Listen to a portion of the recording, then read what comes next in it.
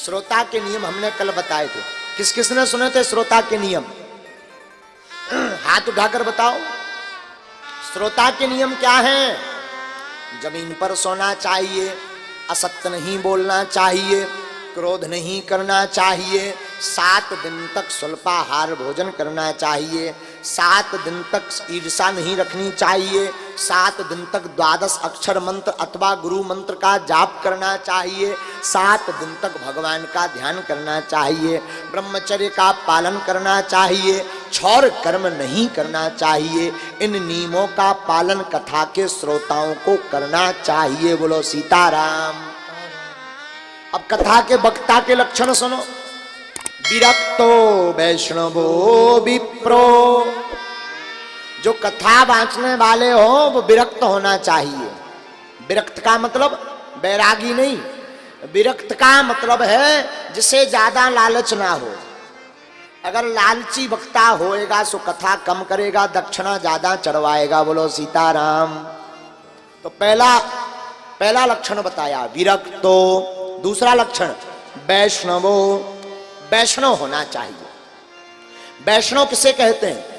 जिसने वैष्णव दीक्षा ले रखी, जिसकी शिखा है, जिसके मस्तक पर तिलक हमेशा रहती हो, गले में तुलसी जी की माला रहती हो और मुख में गोविंद का नाम रहता हो और गीता रामायण का पाठ करता हो, उसको ही वैष्णव कहा जाता है।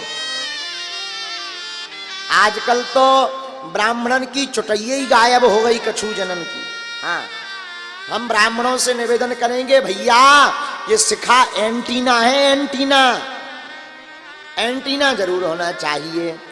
बिना शिखा के हिंदुओं को, केवल ब्राह्मणों को नहीं, हिंदुओं को 3 चीजें तो गांठे ही बांध लें।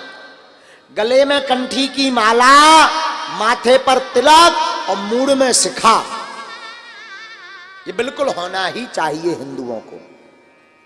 अरे भैया काऊ को जब टोपी पहनवे में शर्म नैया, ऐसो प्लसो पहनवे में शर्म नैया, तो तुम्हें भैया माला पहनवे में तिलक लगावे में कै शर्म है? मस्तक पर तिलक, माथे पर तिलक और शिखा और माला।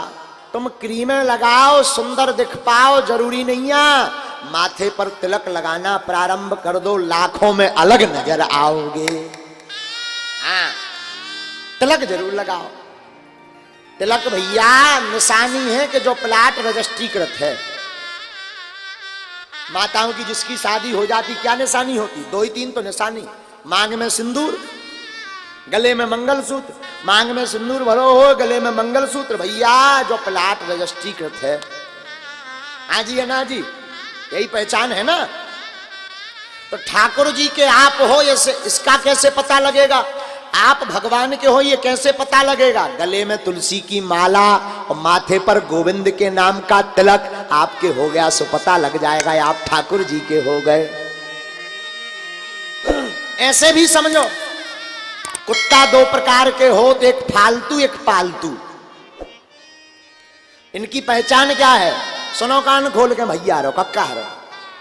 जो फालतू कुत्ता हो तो उसके गले में कोई भी पट्टा नहीं होता, जो पालतू होता उसके गले में पट्टा होता है।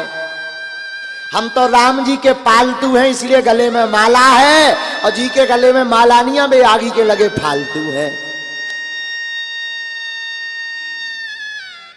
अच्छा महाराज, पालतू और फालतू बन गए तो फायदा क्या? पालतू कुत्ता को प्रायः आपने देखा होगा डायरेक्ट नहीं मारा जाता, वो शैतान भी कर दे तो मालिक को ढूंढा जाता। हाँ जी या ना जी? बोलो हाँ जी या ना जी? बोलो हाँ जी। जो पालतू कुत्ता होता है वो अगर शैतान भी कर दे, काट दे, तो उसे नहीं पीटा जाता, फिर का करो जात, उसके मालिक को ढूंढा जाता कि ये कुत्ता किसका है। और फालतू, अरे फालतू घुसलो आए सो हट हट। हाँ, डेढ़पा उठाओ जात। बोलो सीताराम। तो पालतू और फालतू में जो अंतर, तुम फालतू रहोगे तो तुम्हारी फिक्र कोई नहीं करेगा, तुम ही दबोचे जाओगे, तुम ही यहाँ जय जय सीताराम हुई है। और राम जी के पालतू रहोगे तो धोखे से शैतान भी कर दे हो, सो राम जी सब निपट ले हैं। बोलो सीताराम। हम तो राम जी के पालतू कुत्ता हैं, नो प्रॉब्लम। हाँ, हम तो राम जी के हैं। अगर आप बन सको तो गले में माला, मस्तक पर तिलक जरूर रखो। बोलो सीताराम, बोलो सीताराम।